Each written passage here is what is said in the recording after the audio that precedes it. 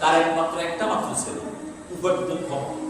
ছেলেটা মারা হঠাৎ করে বাবার কাছে সংবাদ আসলো ছেলেটা মারা গেছে।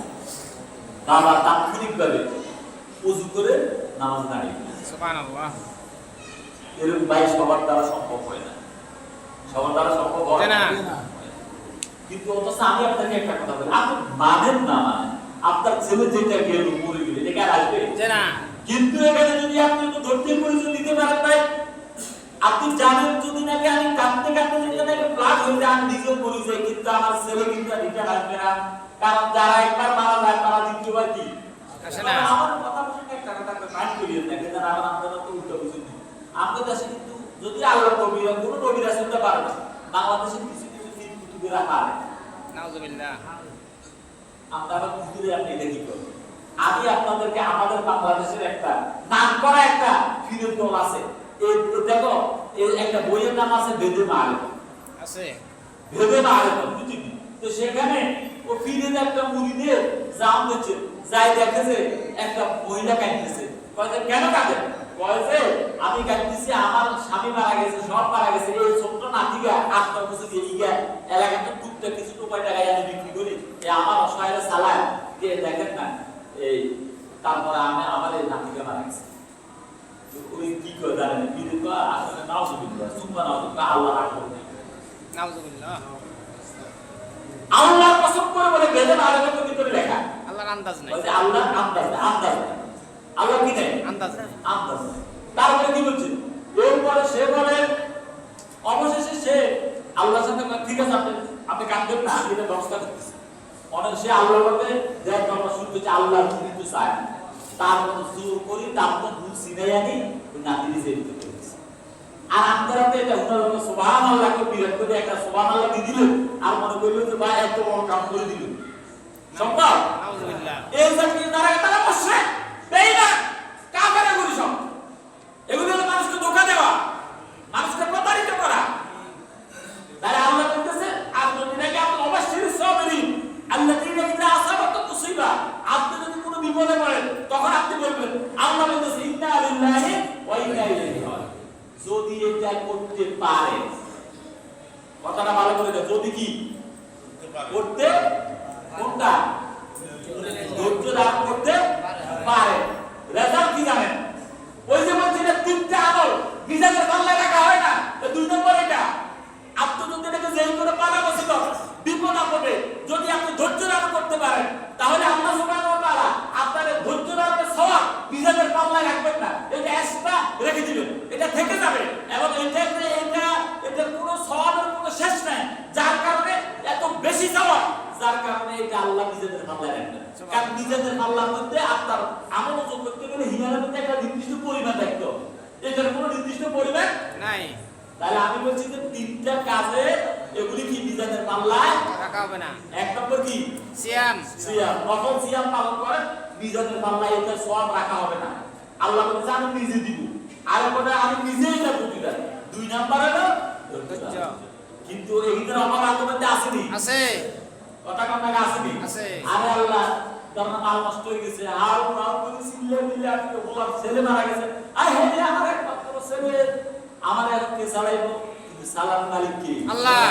তাহলে ধৈর্য যদি নাকি আপনি করতে পারেন, আল্লাহ কোরআনে বলে এটা তো দলিল দেন, ইন্নামা ইউওয়াফাস সাবিরুনা আজরাহুম বিগাইরি হিসাব। কথাকা আল্লাহ। কথাকা আল্লাহ। ইন্নামা ইউওয়াফাস সাবিরুন, যারা ধৈর্য ধারণ করলো, ইউওয়াফা আল্লাহ বলে ইউওয়াফাস সাবিরুনা, আল্লাহ ধৈর্য ধারণকারীদেরকে পরিপূর্ণ করে দিবেন আজরাহুম, তাদের প্রতিদান বেগাইরি হিসাব, মানে হিসাব ছাড়া। আল্লাহু আকবার। তাহলে সালাতের একটা নির্দিষ্ট পরিমাণ সওয়াব আছে, বিভিন্ন আমলে বিভিন্ন সওয়াব আছে, কিন্তু ধৈর্য ধারণ করা সওয়াব নির্দিষ্ট করা নাই। কিরকম কি পরিমাণ? বেগাইরে হিসাব। বেগাইরি হিসাব কি পরিমাণ? কথা বুঝতে পারেন না আগে? অসীম। তাহলে ধৈর্য যদি আপনি ধরতে পারেন, কথা ঘোষণা আল্লাহ ইউওয়াফাস সাবিরুনা, যারা ধৈর্য ধারণ করতে আজরাহুম, এটার প্রতিদান আল্লাহ দিবেন বেগাইরি হিসাব, হিসাব ছাড়া। তাহলে এটাও কিন্তু আপনার মিজানের পাল্লার মধ্যে রাখা হবে না। কিনলেন একবারে কিনলেন কি আপনার অমক কমে দিবেন না। না, এই বড় রাষ্ট্র শুধু পৌঁছা পাইবেন পরে তো গেল কয়টা গেছে? দুইটা। এক নম্বর সিয়াম, দুই নম্বর হলো তিন নম্বর যেটা তাও আত্মীয় অভাব। আমান আফা ওয়াসলাহা ফাআজরুহু আলাল্লাহ। এখন যদি নাকি আপনি এই উত্তরোত্তর এই এলাকার মধ্যে আপনি দেখেন অনেক ভাই আছে, ভাই লোকে বাইরে একটু কথা কাটাকাটি দিয়েছে, এবার রাগে কবে তার দিকে কথা কয় না, তার দিকে আর মিহিরি থাকে, আপন ভাই ভাইয়ের সাথে কথা বলে না, অথবা নিজের এলাকার কোনো একটা লোকের সাথে হয়তো বা টুকটাক কিন্তু স্বাভাবিক হয়, কিন্তু আর কথা বলে না, তারে মাফ করে দিতে পারে। কিন্তু অথচ এই মাফ করে দেওয়াটা সাধারণত খাতে তারা ক্ষমা করে দিতে পারে। আমার আফা আল্লাহর কোরআন, আল্লাহ বলতেছে কেউ কারোর সাথে যদি দেখি কারো কোনো কেউ কারোর মধ্যে অন্যায় করে অবিচার করে যদি তাকে ক্ষমা করে দেয়, ওয়াসলাহা এবং কারোর মধ্যে সংশোধন করে দেয়, ওয়াআজরুহু আলাল্লাহ, এটার প্রতিদান কার নিকট? আল্লাহর নিকট। এটা কিন্তু নিজেদের পাল্লায় রাখা হবে। আমার আফা ওয়াসলাহা ওয়াআজরুহু আলাল্লাহ, তাহলে তার প্রতিদান কার কাছে? আল্লাহর কাছে। আল্লাহর কাছে। তাহলে এই দেখেন এই ছোট্ট একটা কথা বললে বুঝতে পারবেন।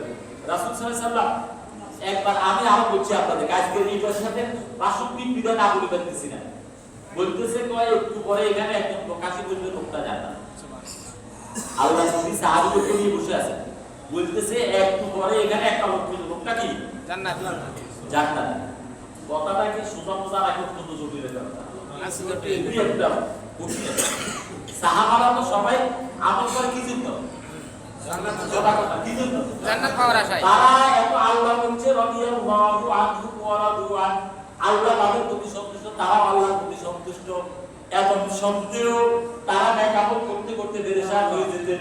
এখন যখন নাকি শুনলেন যে এখানে যে লোকটা আসি বসবে, এই লোকটা কি? জান্নাতি। জান্নাতি। আমি কিন্তু আরো বলছি এবারে অন্ত সাহাবারা সবাই এদের কে জানি আইবো, কে জানি মনে হয় আবু বকর, না জানি উমর, না জানি মুস্তাফা সাহাবী, পরে কতক্ষণ পরে সাধারণ একজন সাহাবী, সাধারণ একজন নিচুক নামে সাহাবী আসে ওই জায়গায় বসে। এখন তো সবার মধ্যে একটা ইয়ে শুরু হয়ে গেছে, সবার মধ্যে অন্যান্য সাহাবীদের কিনে আমাদের মতো বড় বড় মস্ত মস্ত সাহাবীরা থাকে এই লোকের কথা নিয়ে তিনি জান্নাতি। আল্লাহ আল্লাহ কয় কি?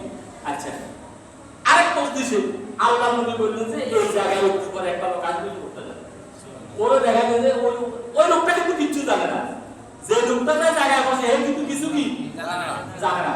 তো পরে ওই জায়গার মধ্যে ঠিক ওই আগের দিনে লোকটা গিয়ে এই জায়গায় বসে,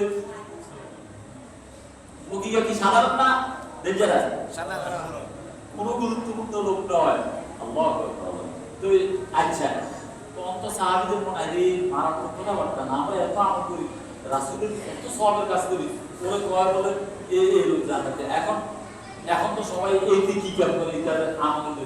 এরপরে তৃতীয় আরেকদিন বললো যে এখানে একটা লোক আসি কিন্তু লোকটা জান্নাতে, ওর লোক আসবে কি করে? সুবহানাল্লাহ। কয়দিন? 3 দিন। দিনের লোক কয়জন? একজন। লোকটা কিরকম? সাধারণ। সাধারণ একটা আল্লাহ রাসূল বলতে জান্নাত।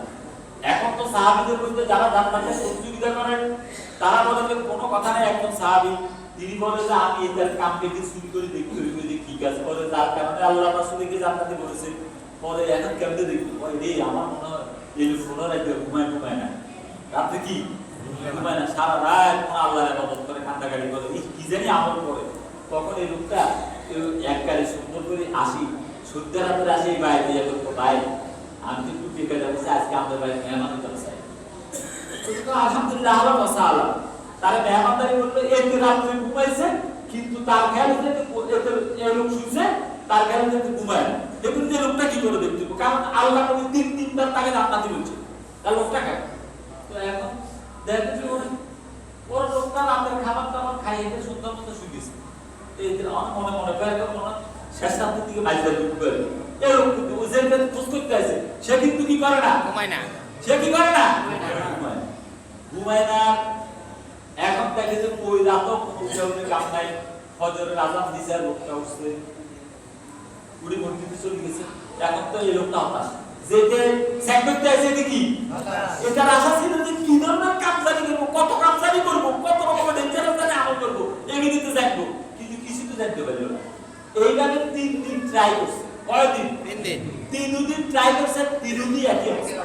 মানে কোন আয় হ্যাঁ পরে চতুর্থ দিন আসি তারা বলি ভাই কিছু বাইকটা করিও না, আসলে তোমার ভাই আমি মেহমান আছি, আসলে উদ্দেশ্য কোনো ইয়ে যে আমার একটা উদ্দেশ্য ছিল।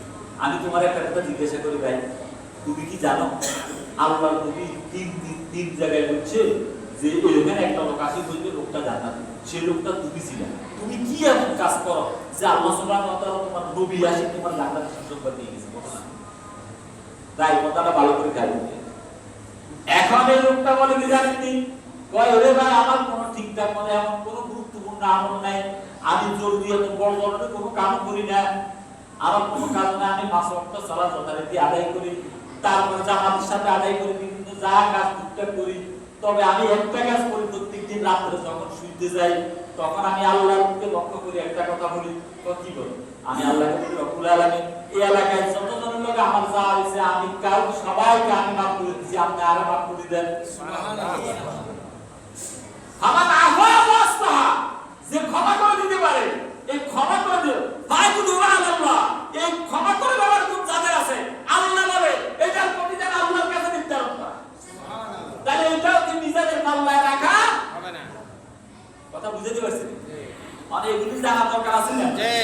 তো আর আমল করব কি জানি আল্লাহ যদি ওদের মাফ করে দিলে কি আপনি কবি দেব দেনা জি আপনি কবি দেব কি নিজের লাভ, লাভ কাজ নিজে আল্লাহ বলছে ফাইকুদু আল্লাহ, ওরা আমার বান্দারা তুমি মধ্যে যারা এটা করতে পারবি আমি আল্লাহর কাছে তার সেটা প্রতিদান।